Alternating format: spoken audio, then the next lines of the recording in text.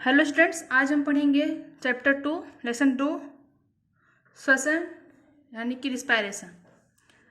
आमतौर पे जाना जाता है कि कार्बन डाइऑक्साइड का बाहर निकालना, ऑक्सीजन का अंदर लेना ही श्वसन होता है कहलाता है। लेकिन यह श्वसन की पूरी प्रक्रिया नहीं है, यह श्वसन का एक अवस्था है। श्वसन की पूरी प्रक्रिया में कार्बनिक यौगिक का ऑक्सीकरण होता है, यानी कि जो भोजन हम ग्रहण करते हैं उनका ऑक्सीकरण श्वसन कहलाता है। यानी कि वह क्रिया जिसमें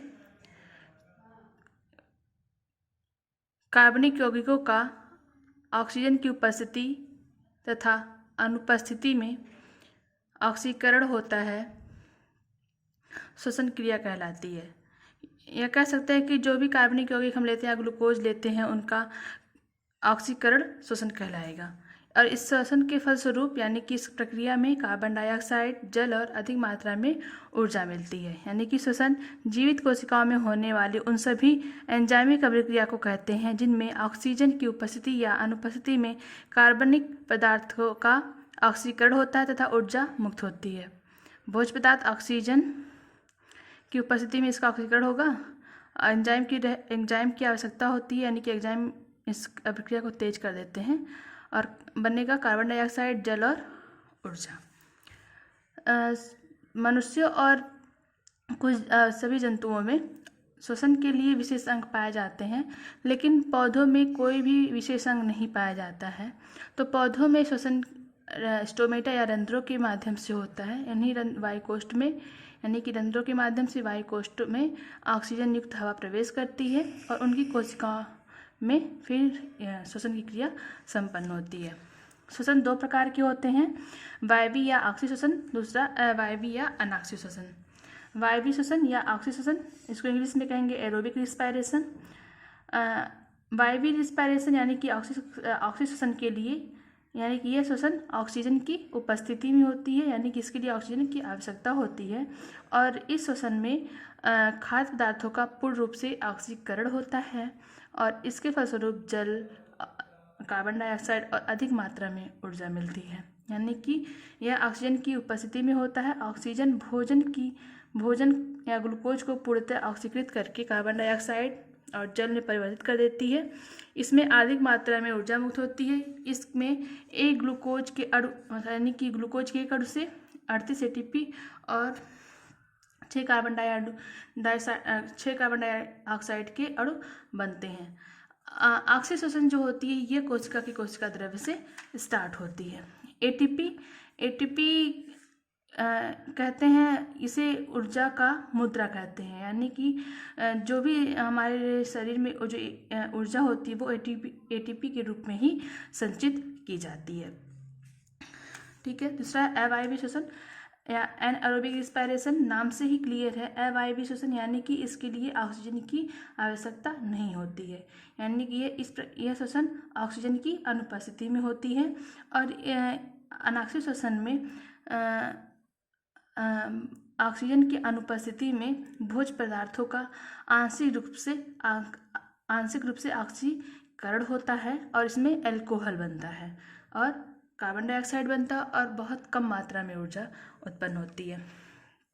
जैसे यह ऑक्सीजन की अनुपस्थिति में होता है। इस प्रकार के श्वसन में भोज्य पदार्थ केवल आंशिक रूप से ऑक्सीकृत होता है, अतः इसमें भोज्य पदार्थ का 5% भाग ही ऊर्जा के रूप में प्राप्त होता है। यानी कि ग्लूकोज का अनाक्सी श्वसन होगा तो इसके उपरांत एल्कोहल बनेगा, कार्बन डाइऑक्साइड के 2 अणु बनेंगे और 27 किलो कैलोरी ऊर्जा मुक्त होती है, जो कि वायवीय श्वसन की अपेक्षा बहुत कम ऊर्जा होती है इसकी।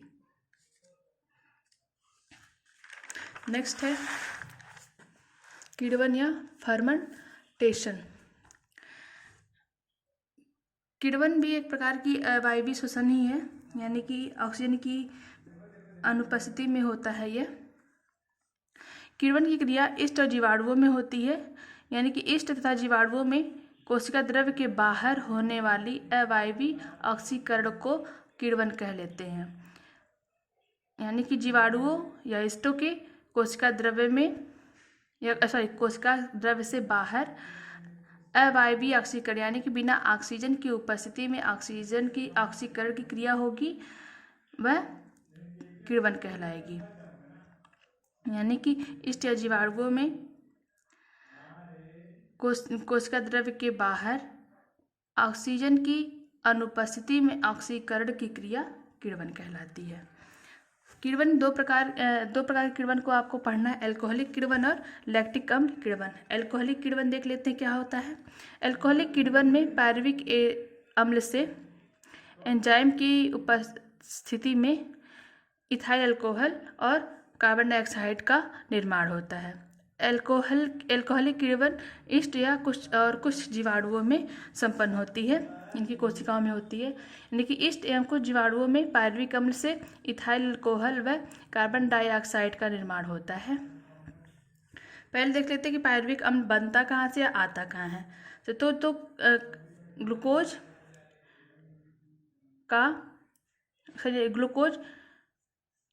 पायरुविक अम्ल में परिवर्तित होता है।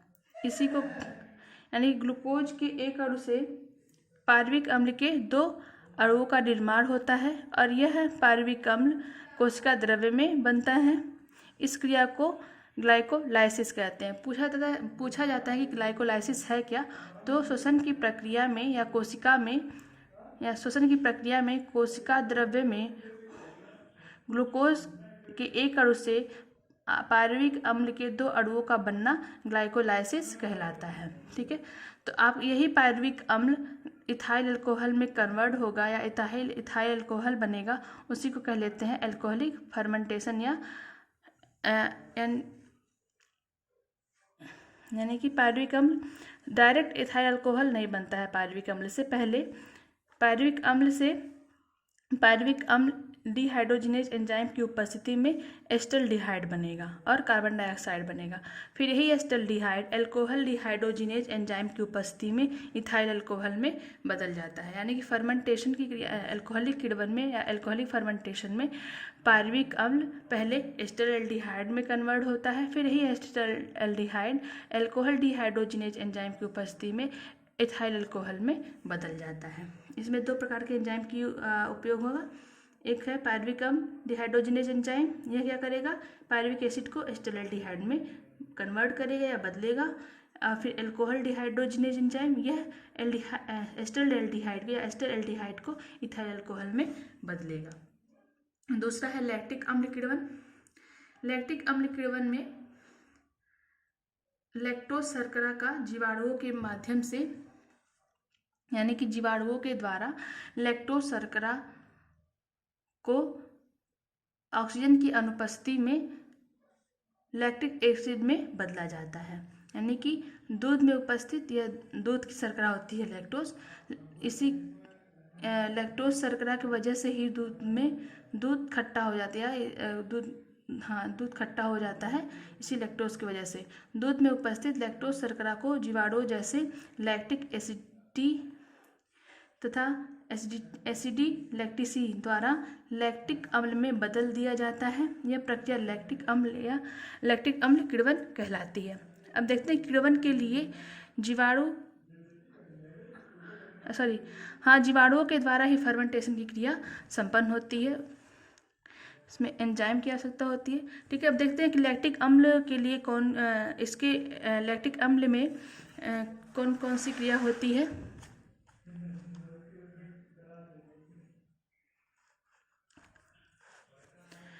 लैक्टिक अम्ल में दूध के लैक्टोज को यानी लैक्टोज शर्करा को लैक्टोज का जल अपघटन होता है और यह लैक्टोज जल अपघटन के फलस्वरूप ग्लूकोज और लैक्टोज में टूट जाता है। फिर इस ग्लूकोज का कोशिका द्रव्य में पायरुविक एसिड अम्ल में परिवर्तन होता है, यानी ग्लूकोज से पायरुविक अम्ल बनेगा और यह क्रिया होगी कोशिका द्रव्य में। फिर इसी पायरुविक एसिड से लैक्टिक अम्ल बनेगा और इसके दौरान 2 ATP ऊर्जा मुक्त होगी। पायरुविक अम्ल से लैक्टिक अम्ल में परिवर्तन यह पेशी कोशिका में होता है, यानी कि यह क्रिया पेशी कोशिका में पाई जाती है। यही लैक्टिक अम्ल के इकट्ठा होने से हमें पेशियों में थकान महसूस होता है। यानी कि जब शरीर के द्वारा अधिक श्रम कर लिया जाता है तो ग्लूकोज लैक्टिक अम्ल में परिवर्तित हो जाता है, और जब ये लैक्टिक अम्ल परिवर्तित होता है, पेशियों में इकट्ठा होता है, तो पेशियों का संकुचन कम हो जाता है, उसमें खिंचाव आने लगता है, जिससे थकान महसूस होता है।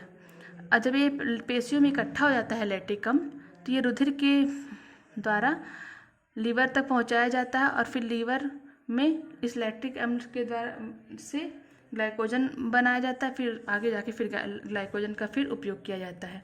यानी कि लैक्टिक अम्ल किण्वन में पहले लैक्टोज का जल अपघटन होगा, उसके फलस्वरूप बनेगा ग्लूकोज और ग्लैक्टोज, फिर ग्लूकोज के द्वारा पायरुविक अम्ल बनेगा। यह क्रिया होगी कोशिका द्रव्य में। पायरुविक अम्ल से लैक्टिक अम्ल बनेगा और इसमें ऊर्जा मुक्त होगी। पायरुविक अम्ल से लैक्टिक अम्ल में बनने वाली क्रिया, यह क्रिया पेशीय कोशिकाओं में पाई जाएगी। तो आज हम पढ़ लिए श्वसन का प्रकार और किण्वन।